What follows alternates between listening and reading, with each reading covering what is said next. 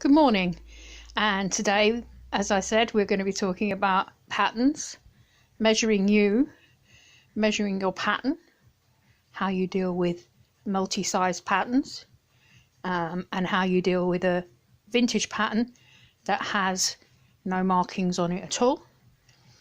So I'm just showing you some of the things that might be useful to have with you. If you're going to do this, or if you're going to do it in the future, you can always come back and refer to this.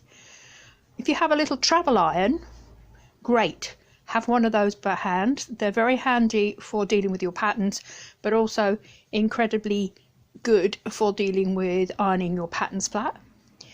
I have some tracing paper here because with a multi-size pattern you may want to keep more than one size of the pattern and not want to cut out a particular size because you might need to make one in a smaller or a larger size.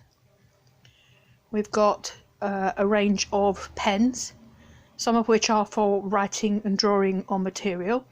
Some disappear with water, some disappear in the air.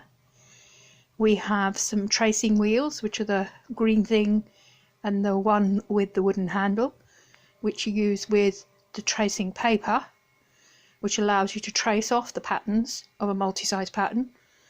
You can buy ready-made tracing paper to do that, but there are other things that you can use instead, and I'll talk about that. I have a steel ruler, which is quite handy. It's a very good sharp edge, and if you were to use a roller cutter, like some craft people do, it's quite handy. I have a range of tape measures here. As I said, you want one that's got inches as well as centimetres on.